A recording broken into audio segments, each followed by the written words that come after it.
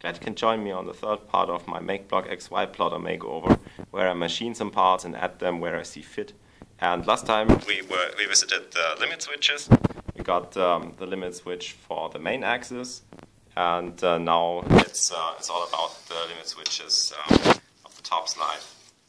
So I got these end switches, and I machined two blocks of aluminium, cut them to size. Not very nice, but they hopefully get finished in the end. And they are to hold switches up here, and they get mounted to the blue anodized aluminum profile. Same as on the other side, where the aluminium bar gets mounted here with M4 screws, and the limit switch is just mounted on top of it. So let's get going.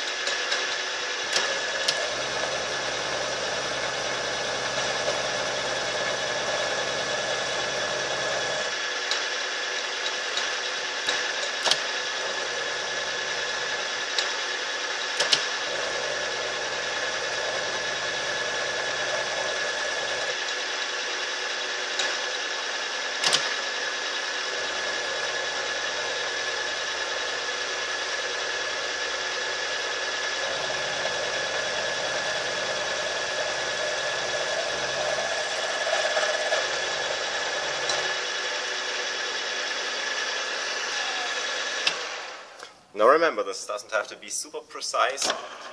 It's just a bit of recessing to position the limit switch backwards. So that's where the anodized profile will go. And for deburring, I just like to use this tool. I just go in there and cut it off. There you go. So it's done. All that's left is drilling and tapping holes. M3 for the switch, and there's a little bar, and M4 for the mounting positions. The M4s will go in there, and the M3s will be there. That's this 11 by 22 millimeters hole pattern for the switches, just like the switches before. So there's the intermediate step. I got this part. It's be mounted in this orientation, and the other one for the opposite side. And now for the holes. So there's a 2.5 millimeter and 3.3 millimeter core drills for the tabs. And I marked out the positions where the holes will be. Let's see if we can see this. There we go. And so I just held the switch onto it and transferred the hole positions so that they match. And this is a bit less critical because if I get it wrong, I think I can still flip it and it'll be fine. Because the holes on this side, the M4 holes will be through holes, and so you can just flip it around. Now we go and check if it's the right size. If I didn't Just mix things up. And remember, always have a sharp drill when you're drilling aluminium. I just checked it, it's a winner.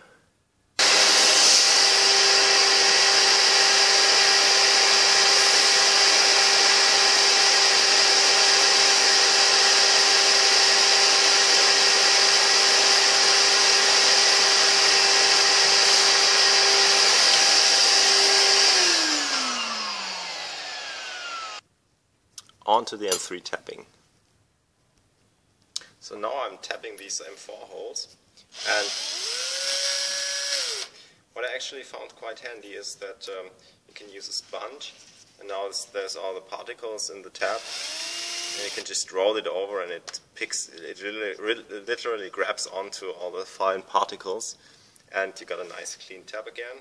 Just use a dab of oil, there you go, and then you can do the next one.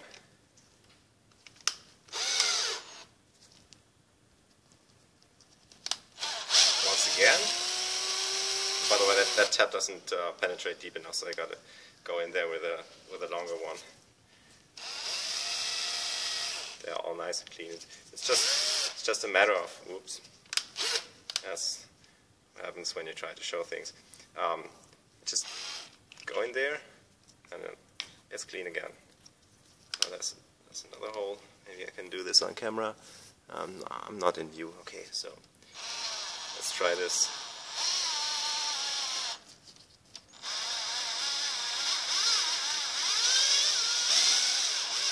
There you go, single pass. Let's get these bits off. I want to pull them back through the hole. So, there we go. Just use a sponge. And it's clean. I really like this. Sorry that's out of focus. I gotta repeat that some other time. Now I'm slightly in a hurry and I don't want to mess things up. So check again. Am I in shot? No, not really.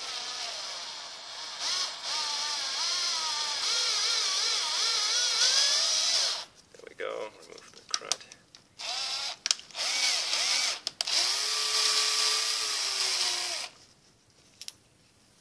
And now it's really clean, so it's hard to see.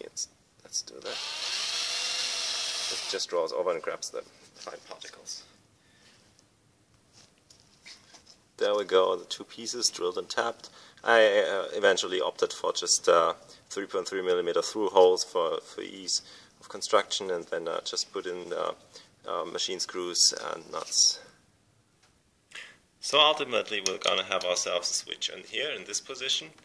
It's gonna mount to this two holes, and the switch sits on top. And on the other side it's just a block and really hard to handle. Oh, come on. Sorry. There we go. It's gonna be right there. I'll show you this tomorrow. Alright, today is tomorrow and things didn't turn quite out as expected. Let me just give you a quick rundown on what I did today.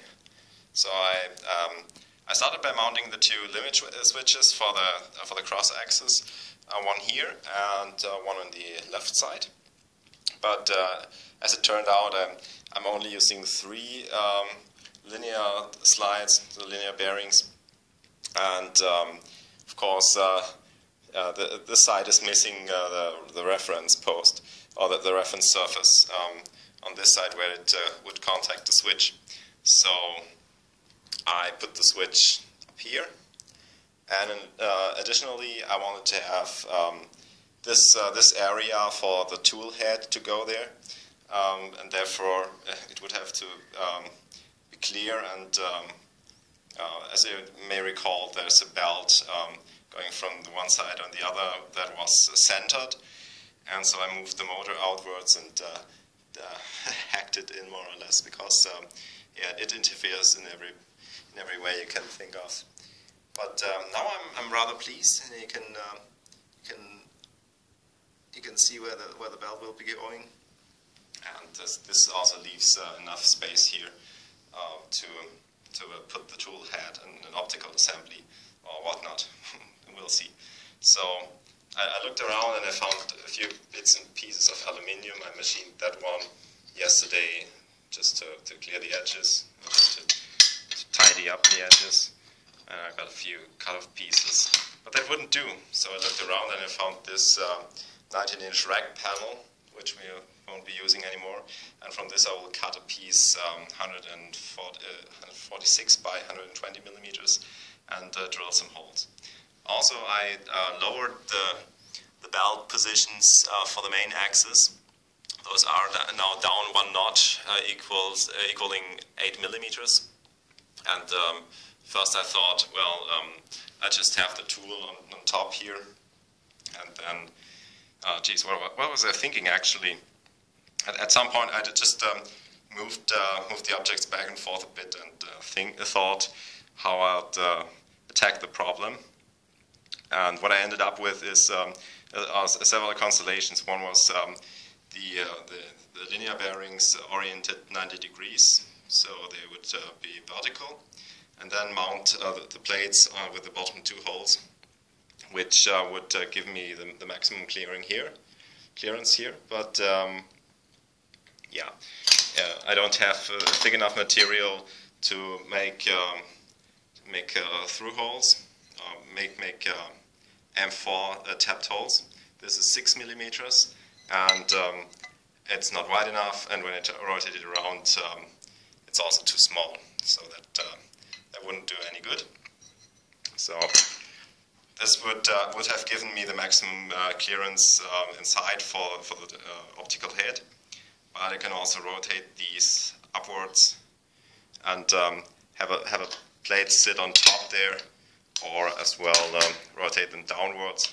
And with a new clearance, with a tooth belt lowered by a couple of millimeters, that would give me enough space to put a thin aluminium plate underneath the 2 linear bearings and have the area on top accessible. So that's what I'm ultimately going for, and I can still flip it around, mount the tool plate or the tool receiver plate on top, and use the whole top surface. So now I can also drill and tap tiny holes, M3 or M4 holes, and mount additional hardware onto it. So I'll be cutting out the rectangle from the aluminum plate and drill the holes and mount it on. Maybe I'll just mount it on the bottom surface, and then I'll see if it works out. And then the only thing that's missing is 2 energy chains. One will be perhaps on the top side of this assembly, and one will be where the stepper motor is, or adjacent to it. So I'm not sure how I'll be running the cables. There's one limit switch on this side, so maybe I'll once again remove it and put it onto the plate, so I only have the tool head cables that have to be fed back to the right hand side and to the right side, or I'll just leave it there and see how I figure it out. Maybe I'll just put it on there, because then then I only have one energy chain. Then again, I may have a small angled aluminium bar that will be on this side and run all across, and then I could just route the wire for the leftmost limit switch back to the side. So bear with me. Sorry for the rambling and incoherent explanations, but I'm just figuring out this as I go. So, right, let's do this. So, final thoughts for this day. After messing around with a bit with this aluminum plate, I removed the lacquer that was on it. I now in a position where I have this plate, and I can mount it on the top, and I can also flip these around and mount the plate on the bottom. And next time this actually looks nice. Sorry. Next time I'll be machining a tool mount on this side, where a 60 by 60 millimeter tall-lapse cage system will go, or anything else for that matter. Alright, thanks for watching.